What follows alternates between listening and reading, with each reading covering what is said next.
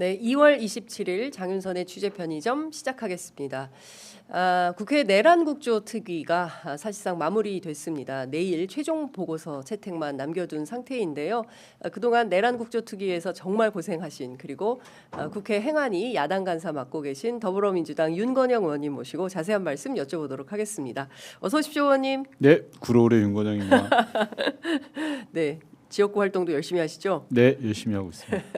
너무 바빠서 의원님 일정 잡기가 하늘의 별따기입니다. 죄송해요. 그리고 그 방엔 웬 특종이 이렇게 많습니까? 예? 하루라도 윤건영 의원님을 지나지 않으면 기사에서 소외가 된다. 막 기자들이 난리죠. 전화 많이 주세요. 예, 네. 우리도 단독 주세요. 막 이렇게 많이 저희도 막 때를 쓰고 있는데 총 600쪽이라고 하더라고요. 네, 네, 네. 그런데 사실 내란 국조 특위에서 정말 활약했습니다. 네. 예, 특히 야당 민주당 의원님들이 정말 새로운 사실들 발로 네. 뛰어서 취재도 많이 하시고 맞아요. 거의 기자들하고 취재 경쟁을 하시고 맞아요. 네, 특히 의원님 정말 활약하셨어요. 아닙니다. 네. 어쨌든 이번 내란 사건은 전 국민이 목격자고 전 국민이 뭐 전 세계가 다 아시잖아요. 그래서 사실 감명합니다. 이걸 뭐 굳이 입증해야 되나라는 생각이 들 정도로 감명한데 네. 다만 이번 내란 국조 청문회를 통해서 그동안에 없었던 내용들 예를 들면 비아폰이라든지 단전 단수라든지 국회 단전이라든지 실무자의 입으로 윤석열 대통령과 그 주도 세력들의 거짓말들을 반박했다라는 데 큰 의미가 있을 것 같아요. 그러니까요. 근데 의원님 끝까지 새로운 사실들을 지금 계속 발굴해내시고 찾아내시는데 마지막 청문회 자리에서도 또 나온 게 있고 어제도 또 다른 그 라디오 인터뷰에서 새로운 사실을 추가로 말씀을 좀 해주셨는데 집무실에 사우나가 있다 이게 무슨 얘기입니까? 일단 준비된 영상 먼저 보고 의원님 말씀 듣도록 하겠습니다.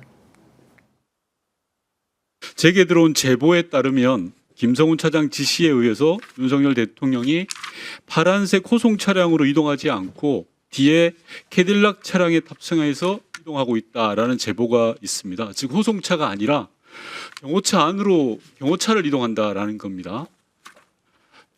혹시 알고 계십니까? 죄송합니다. 제 소관 업무가 아니라 예, 소관 업무 아니가 아닙니다. 그래서 모두에 말씀드린 거고요. 본부장님은 경호처에서 오랜 기간 근무하셨죠? 네. 수십 년 근무하셨습니다. 용산 대통령실 집무실에 용산 집무실에 지금 담당하고 계시죠? 관리본부장으로서. 네. 집무실에 사우나 시설이 있는 거 알고 계시죠? 예 아니요로만 답변하십시오. 확인하고 질문하는 겁니다. 예, 저희 골프 퍼팅용 매트는 얼마 전에 철거했다고 들었습니다. 대통령 집무실에 사우나가 있는 게 맞습니까? 저 의원님 저희 시설 이것도 답변에 제한이 됩니까? 예, 답변을 좀 드리겠습니다. 경호처가 당당했으면 좋겠습니다.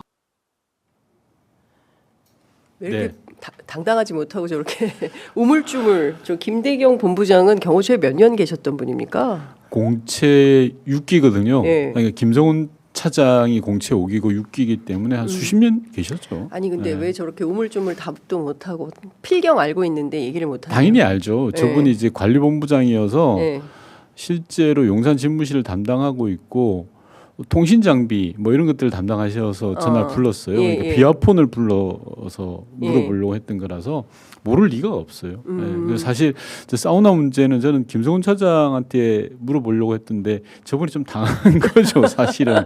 이거 내 분이 아닌데 뭐 이렇게 된 거예요? 아니 뭐 아는 분이긴 한데 핵심은 김성훈, 제 타켓은 김성훈이거든요. 저는 한 사람만 팬다. 그렇죠.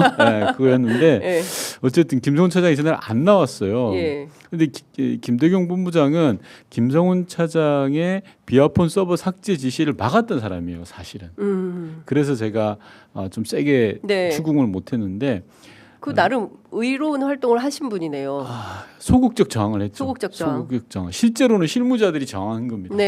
비아폰 서버 삭제하라고 했을 때 못합니다라고 하고 보고서까지 만들었던 거고 저분은 그 중간에서 이제 좀 실무자 편을 좀 들어준 분인데 어쨌든 사우나에 대해서도 저분도 알거든요.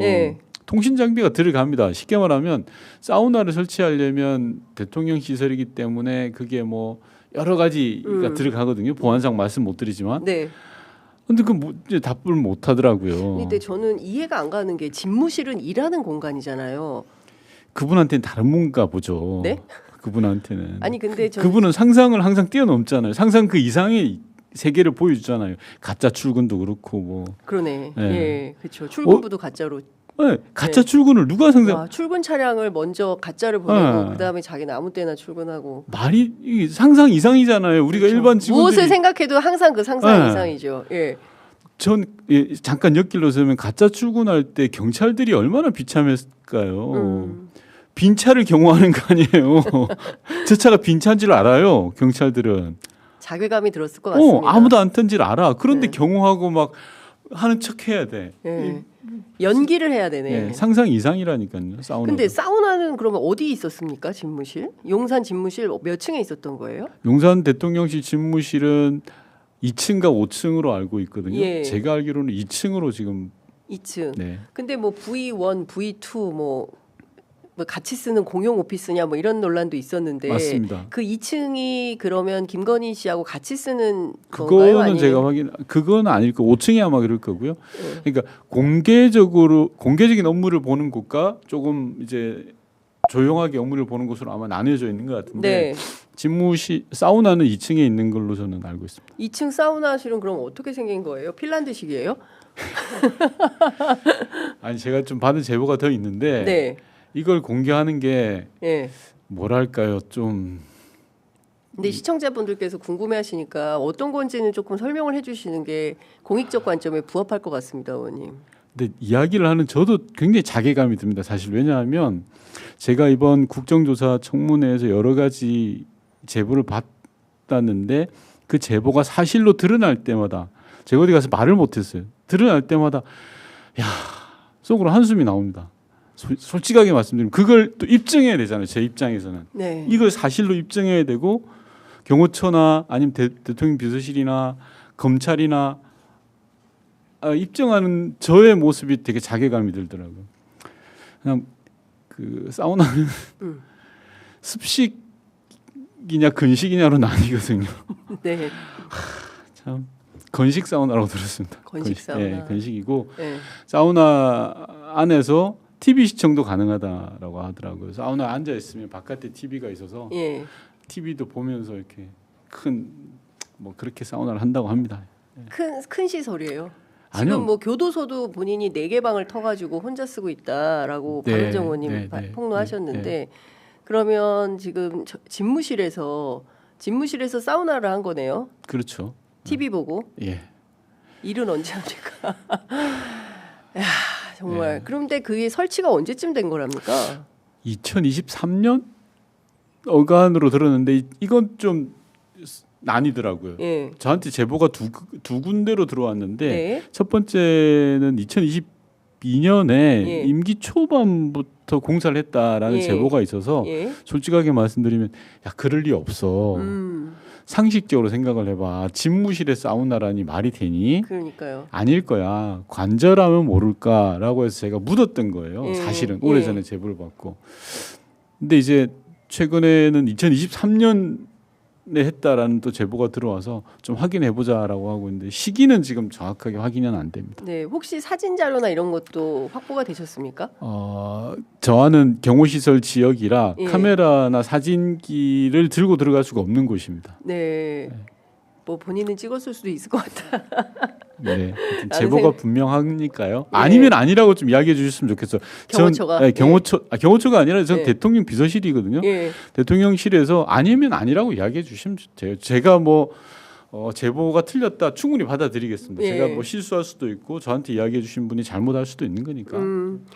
근데 참 국민의 한 사람으로서 참담합니다. 예, 네. 남들은 다 새벽부터 나와서 예, 진짜 해 질 때까지 열심히 일하다가 퇴근하고 이러는데 대통령이라는 사람은 가짜로 출근하고 그것도 뭐 쓰리 콤보 아니에요? 가짜로 출근해서 경찰들 힘들게 하고 저녁에는 안가로 추정되는 곳을 술 마시기 좋은 곳으로 바꿔놓고 낮에는 골프 매트에서 골프 치고 또 피곤하면 사우나 하시고 쓰리 콤보 이상이죠. 사실은. 생각해보니까 의원님께서 그 삼청동 안가 바 형태로 네. 바꿨다 네. 술집 형태로 이것도 처음으로 의원님께서 그 알려주신 거예요. 네. 네. 그리고 나서 제가 이명수 기자한테 물어보니까 그 스타일을 김건희 씨가 좋아한다는 거예요. 바 스타일로. 술 먹기 좋은 공간. 예. 정확하게는. 아니 술을 어떻게 얼마나 술을 사랑하면 이렇게까지 애증하는 모양이죠. 아니 뭐. 그러면 그냥 술이나 먹지 왜 대통령이 됐을까요? 전 진짜 이해가 안 갑니다. 이분은 공사 구별이 좀 힘드신가 봐요.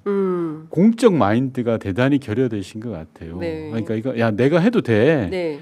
그러니까 일종의 제왕적이죠. 그러니까 안 가도 그렇게 해도 되고 네. 집무실에 사우나를 해도 되는 거야라고 하고 결정적인 건 지금 뭐 이 비상계엄을 계몽령이라고 하는 것조차도 네. 제왕적 군주 스타일인 거예요. 내가 왕이니까 예. 백성을 계몽시키는 거야라는 인식인 거잖아요. 예.